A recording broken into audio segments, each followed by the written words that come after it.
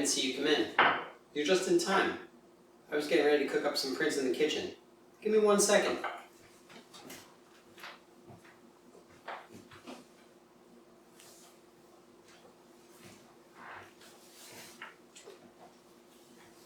Today we're going to focus on some printmaking projects that you can use basic objects that you're likely to have in your kitchen to make some really wonderful images. We're going to start our projects today making potato prints. Since I've got screen printing ink, I know it looks like ketchup and mustard, but it's not. I'm going to use my screen printing ink to make some really wonderful repeat pattern images. Then I'm going to use some water-based markers and a styrofoam plate to make a water-based transfer image. And finally, quite possibly the most fun of all, we're going to use these basic materials, including tin foil, some Pepsi Cola, olive oil, some tapioca starch, and a little bit of white vinegar to make some kitchen lithography. Let's get started. In this first segment, I'm going to show you how to use a potato to make a really basic relief print. Historically, folks used potatoes, beetroots, and other starchy vegetables to make prints well before woodcut printing was a thing. Now, I will give you a fair warning. I live in a city. This isn't being filmed on a soundstage, so you might hear some weird noises like my cat, or my neighbor's dog, or the sound of me boiling over on the inside wishing I could yell at my neighbor's dog. But just ignore those. The important things are what we're going to make with this potato. Alright, so as we hop into potato printing, you're going to need a couple of things, but this is going to be the most basic printing process that we're going to go through. The materials I would suggest right off the bat are going to be a potato, a cutting board, a nice sized knife for cutting through your potato, and maybe a paring knife for actually doing your carving. I'm going to be using an X-Acto knife to do my carving as I get more fine detail with this.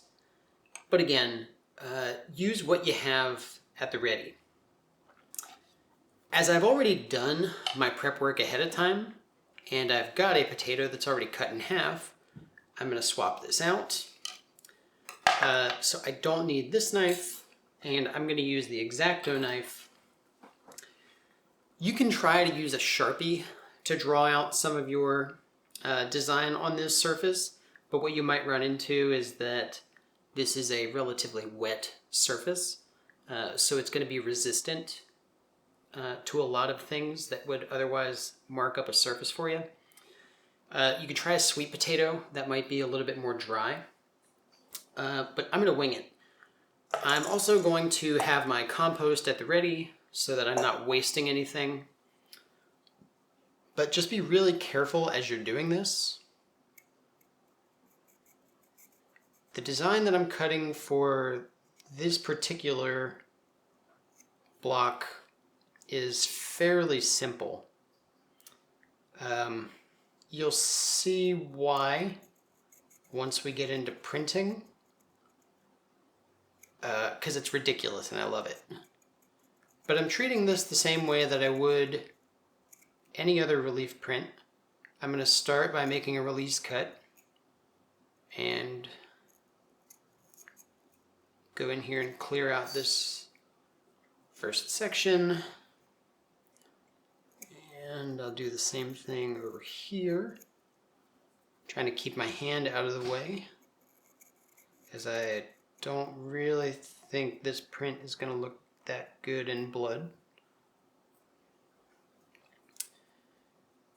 While I'm keeping my potato print relatively simplistic, I think it's important to note that you can get as wild and sophisticated with this as you want. This is a historic printing process that, precedes much of what's been done since.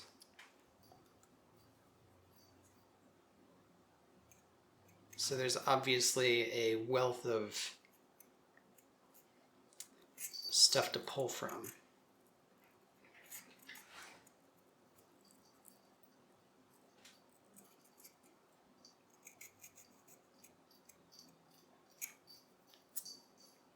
Okay. Let's even this out just a little bit yet.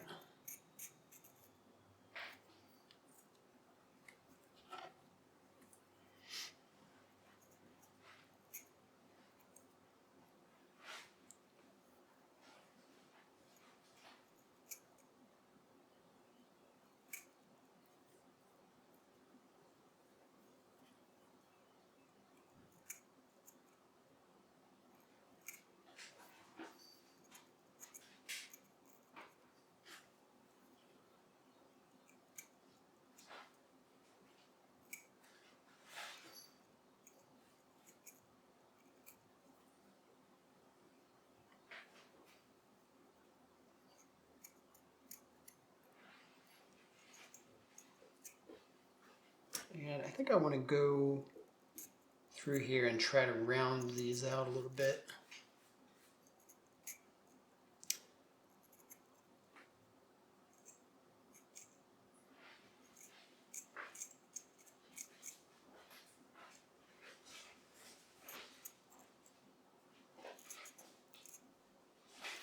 The nice thing about making prints in your kitchen is that this stuff frequently smells good.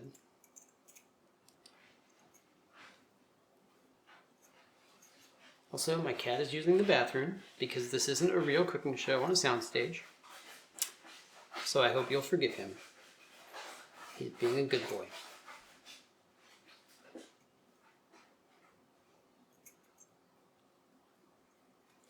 And we're almost finished.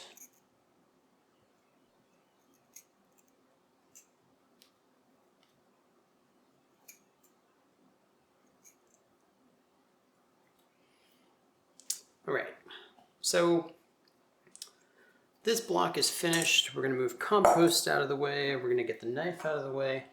I can get rid of this cutting board.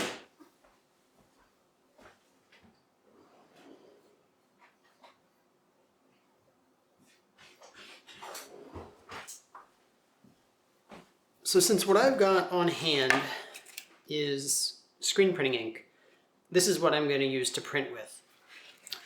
I'm going to go through and smooth my screen printing ink out with a spoon so it's not too wild. Yeah, we'll just turn this over.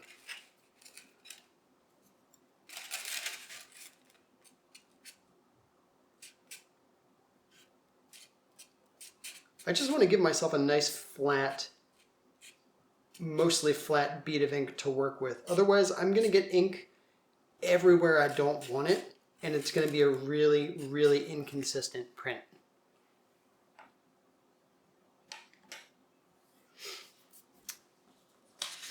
So for this process, I'm just going to print on some copy paper because that's what I've got readily available.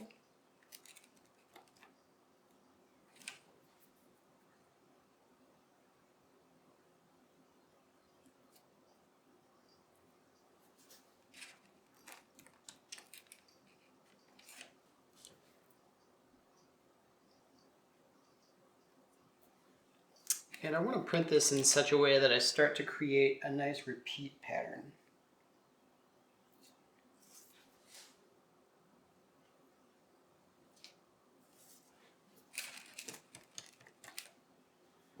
Print this one, and then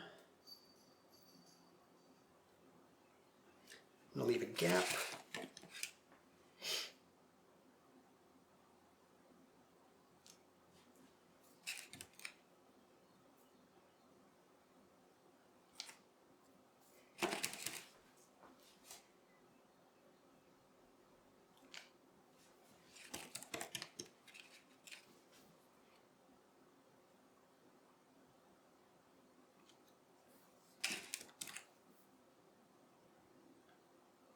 Do the same thing there.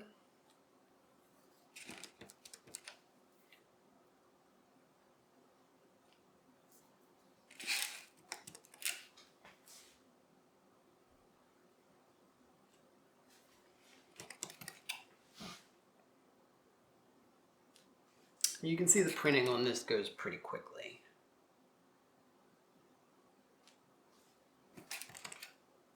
I'm excited to show you what the next thing is I'm printing.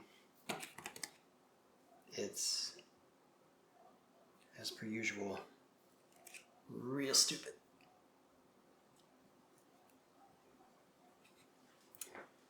So I made a Pac-Man, and I'm very excited to print my Pac-Man.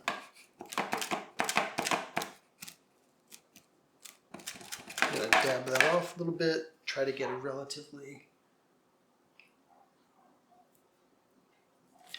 nice print.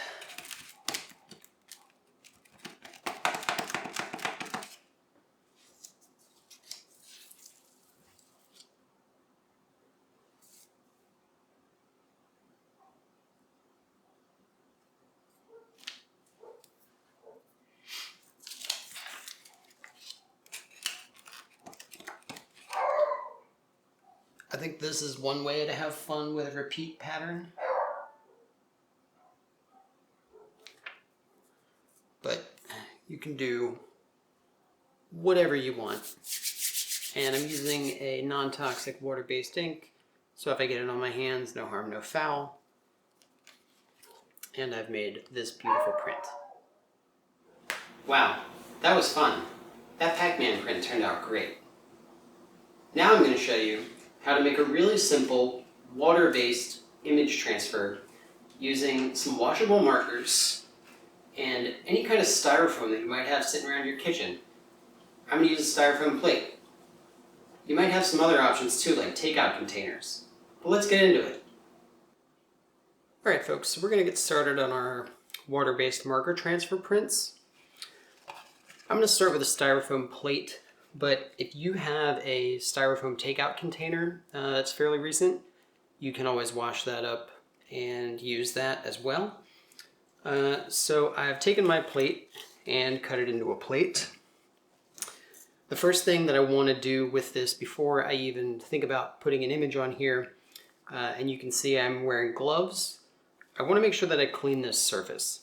Since I'm using a water-based material, I want to make sure that none of the natural oils in my hands get in the way, because that'll disrupt the ink from actually sitting on your paper.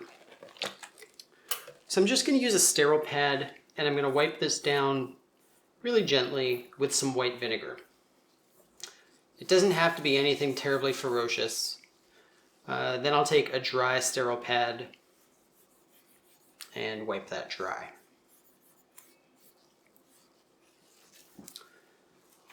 So I have an image that I developed that is the same size as my plate.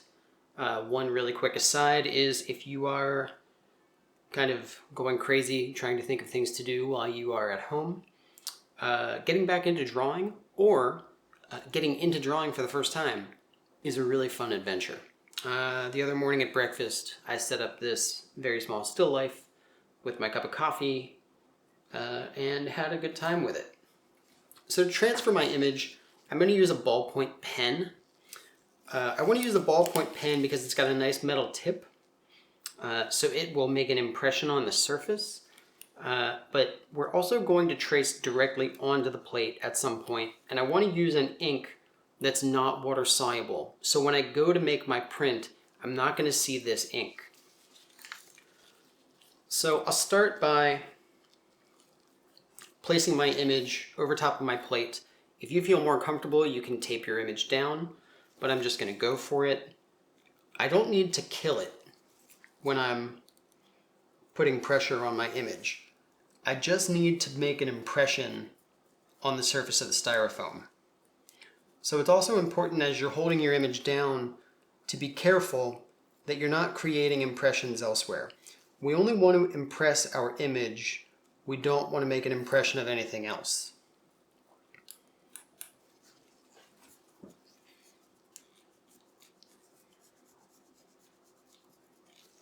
The other thing to think about in terms of pressure is you don't need to press so hard that you go through your paper.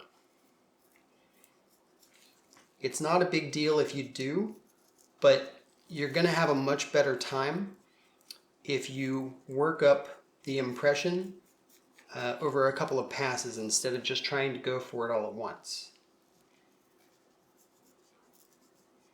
So I'm going to finish this line, and then we're going to jump our cooking show into a finished plate.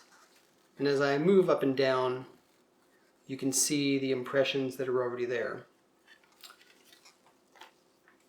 So now I'm just going to go back, and I'm going to do this in about 2 passes.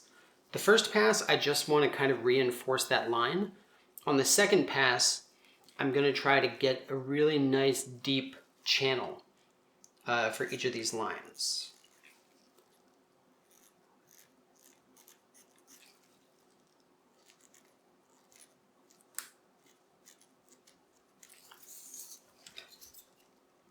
As you're tracing your image on here, it's important to think about the overall effect, and I think this should be taken into consideration as you're developing your image as well. This will end up looking a lot like the white line printmakers, the Provincetown printers that we looked at when we were making lino cuts in the studio. So think about that as you're developing your image, because the fact that we are using relatively low-tech materials at this point should not decrease your want to construct a pleasing image.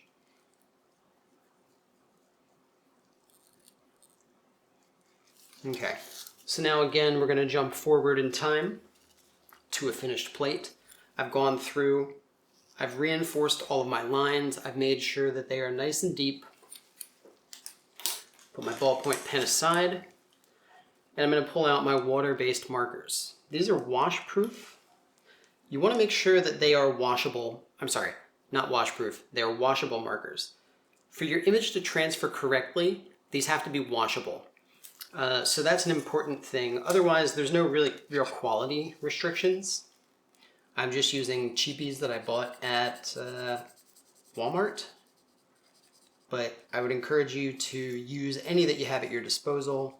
Crayola makes some fantastic washable markers. I think Prang probably also does too. But as we are all facing kind of restrictions on where we can go and what we can do, whatever you've got, I would advise you to use. So the other thing that I really love about these markers is these are colors that I wouldn't normally use in my normal studio practice. So this is forcing me to think in another way, and I always appreciate opportunities to do that. I think that sometimes the best results you get in life are when you're forced into an uncomfortable situation. And I can assure you that learning some of these processes on a very quick time scale has forced me to rethink a lot of things. So not only is it a good time to be making things at home and learning some brand new processes, but it's also a good opportunity to learn something new about yourself as a creative individual. I'm going to color in a couple more areas here for you, and then we'll move on to the transfer.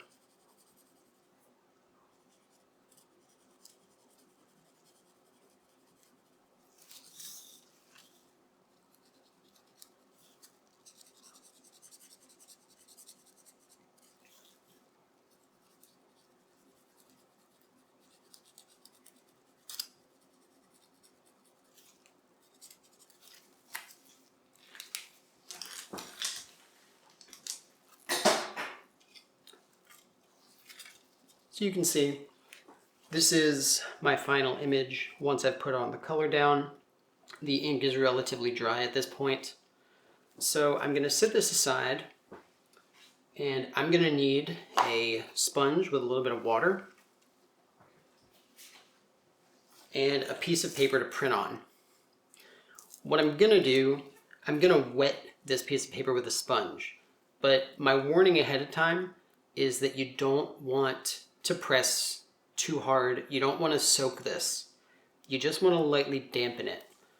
So I'm going to take my sponge and I'm going to really wring it out. I just want to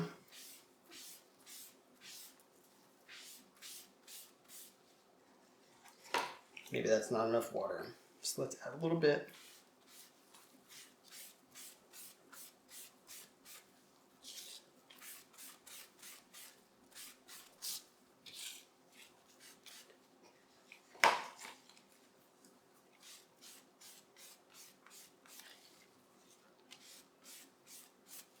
Okay.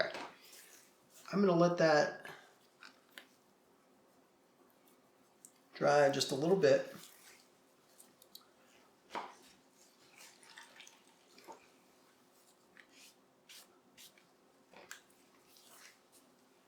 And now I'm going to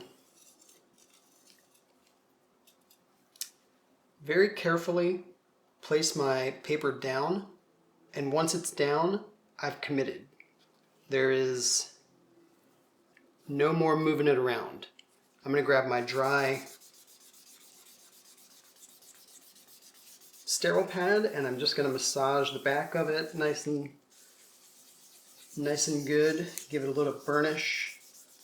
Kind of get around the edges here so that I can try to get as good of a transfer as I can.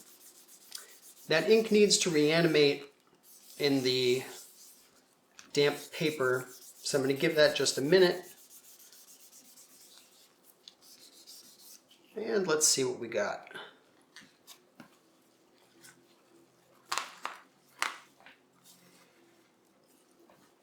So it's a little bit fuzzy, but by and large you can see this pulled all of my ink, or just about all of my ink, off of this piece of paper. Unlike some other processes we're going to do, I did use a stiffer paper for this, so I might get slightly better results if I use something thinner, but I didn't have a good experience using copy paper.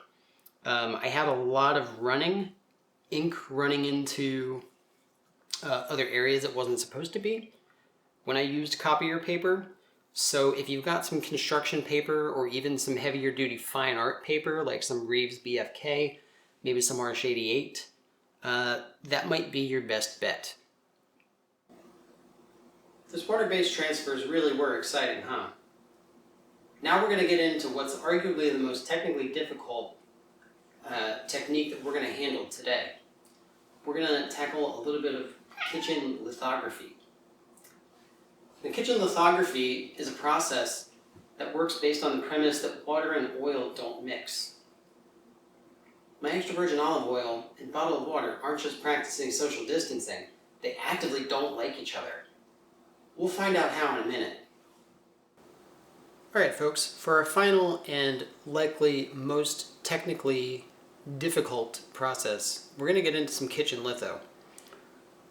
Kitchen litho, again, works on the premise that oil and water don't mix. So we're going to be drawing on aluminum foil with greasy materials, making sure that our plate is wet, and then inking it up. But before we can do any of that, we're going to start with a scrap of plexiglass and a piece of aluminum foil. Your plexiglass is going to determine your image size. It's not necessary to have this, but I really like it as it provides a nice firm sturdiness to your aluminum foil. I've already got a plate kind of mocked up here. I'm using the dull side of the aluminum foil. I like the Reynolds heavy duty stuff. I've got it taped on the back so it's nice and secure, and it's nice and flat on the front. I'm going to start this process by taking a nice sterile pad, a gauze pad, and cleaning up this surface with some vinegar just to make sure that there's no oil that might be on the surface and could potentially mess up my image. Take a dry pad and just wipe this clean.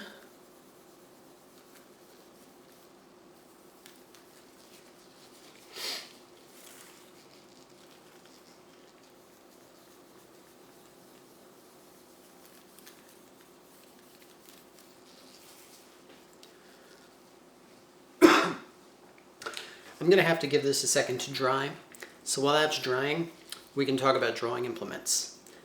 Today I'm going to use a China marker and I'm going to use a wax crayon. The wax crayon doesn't have to be anything crazy. This is just a cheap crayon that came from Walmart. This is generally used for marking up tile. You'll find this at Home Depot in their tile section. They're relatively cheap. They come in a 2-pack. So now that my plate is almost completely dry, I can start thinking about what I'm going to draw. And I think I'm going to draw an apple that just came from market.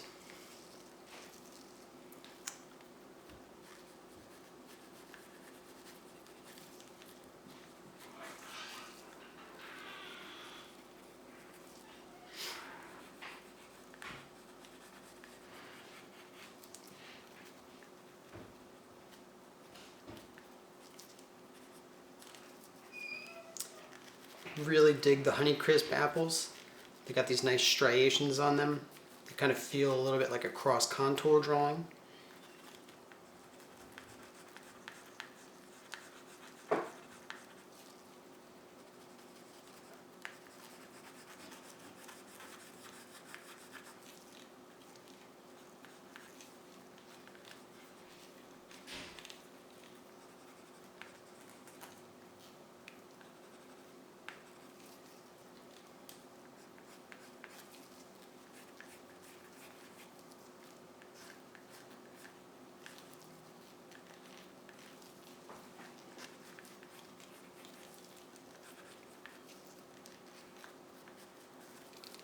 I'm going to rough in the contour of my sink in the background.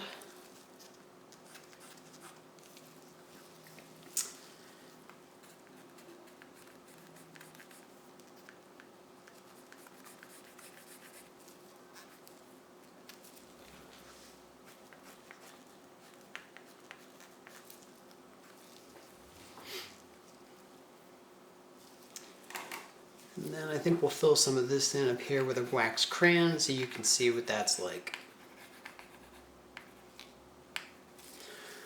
Alright, so now that my drawing is done, the first thing I want to do, I want to take some tapioca flour. I don't need a lot. I'm going to sprinkle some of this on there. I'm going to use tapioca flour to buff over my drawing.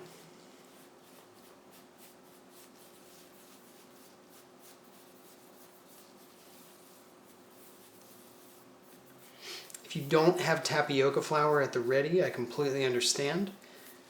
I would experiment a little bit with some baby powder or cornstarch, even talc powder if it's at home.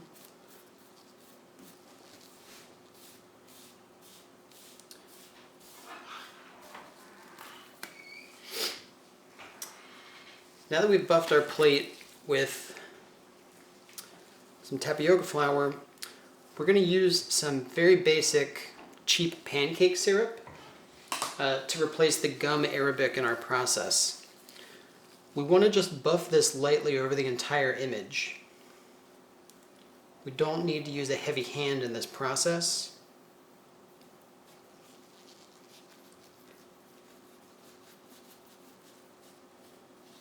We just need a really light, even coat.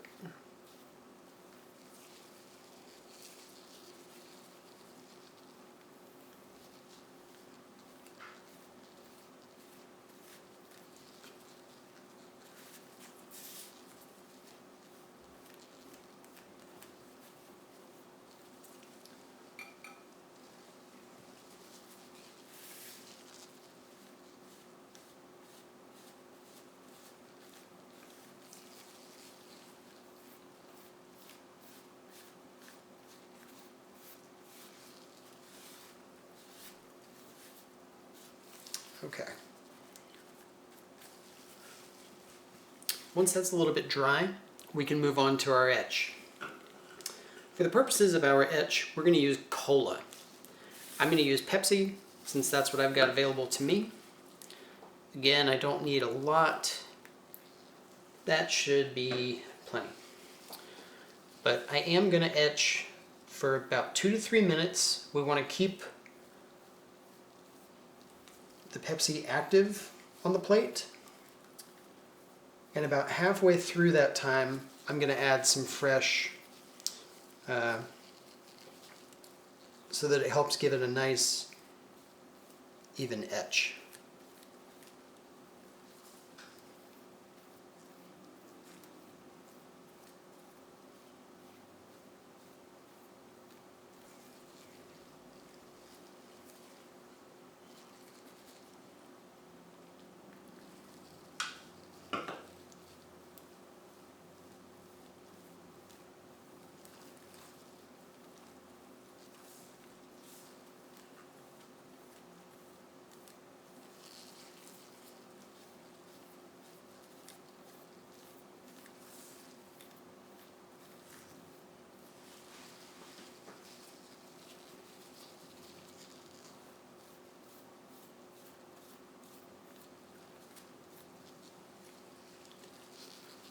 Now I'll grab a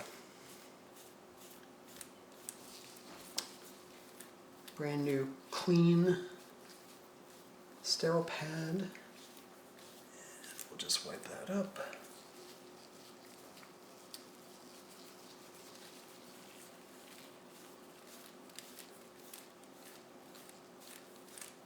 And now the final thing we're going to have to do before we can print our plate is clean up the image with some household vinegar. If you've got, household oil, rather. If you've got some veggie oil, you can use that. What I have at my disposal is some olive oil. We're just going to drip a little bit on the surface here and spread that around. Give it a little bit of an opportunity to loosen up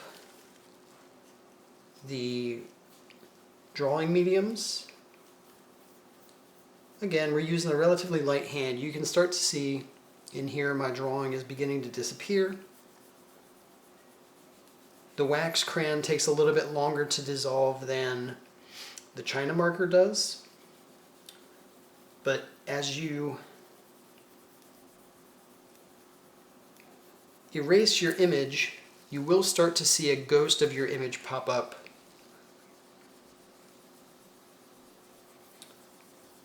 So it's not entirely gone. We'll take a look at that in just a minute.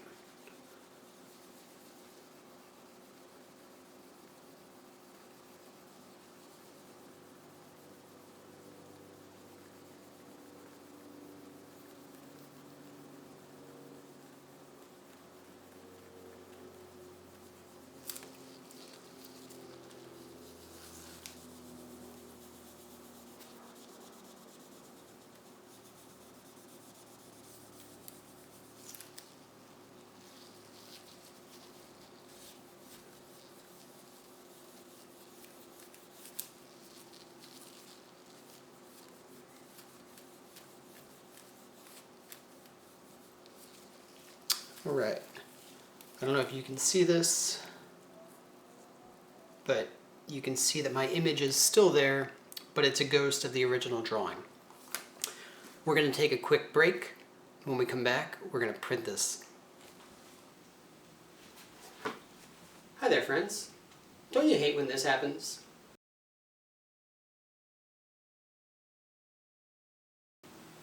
So do I. The bad news is that my grasp on technology isn't just plain terrible. It's fancy terrible. It's terrible with raisins in it. I shot the final section of kitchen lithography, and the camera decided it wasn't a good time. But the good news is, having shot that scene one more time, I can now confirm for you that cornstarch will in fact work in place of tapioca starch. Let's get to it. Alright, and welcome back. Since we last left off, I've added a couple of things to my workspace. So I've got another scrap of plexi that I'm using to roll out ink. I've got a spat, and I'm using an oil-based intaglio ink. You can try to use oil paint at home, but one thing you'll definitely need is a nice soft rubber brayer. This is instrumental to making this process work. I'm going to print my image with a nice flat serving spoon. And I'm going to need a sponge with a little bit of water. So to start off this process, I'm going to need to add some water to my plate. Just dribble a little bit on here. And I want to coat the whole plate with water. I need this water to reject the oil in this process so that my ink will stick only to the drawing.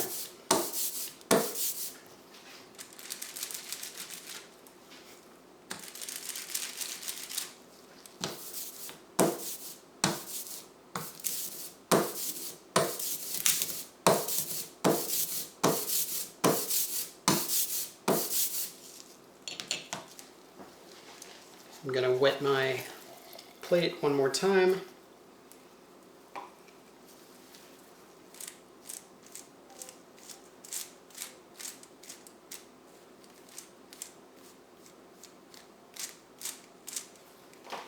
And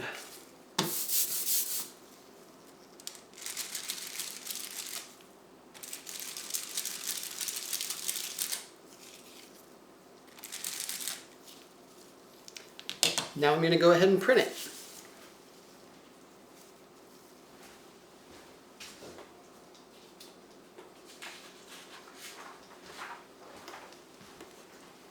I'm going to stick with my theme of trying to use copy paper for all of these processes, or as much as I can. So I'm going to place my paper down, and carefully press it into the plate, give it a nice smooth hand burnish, and now with my serving spoon, I'm going to carefully burnish the back of my image. I don't need to apply a ton of pressure for this process, but I do want to make sure that I'm covering every area of my drawing so that I can get a consistent transfer.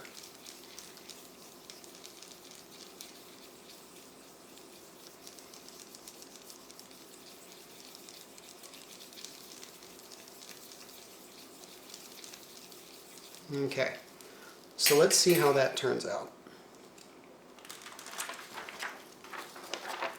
And there you go.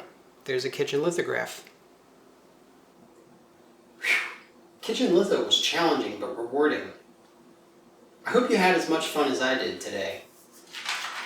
Making a potato stamp print, a water-based marker transfer, and finally, thankfully, some kitchen litho. These are skills that you can take back to your kitchen and share with your friends and family. I hope you have as much fun as I did.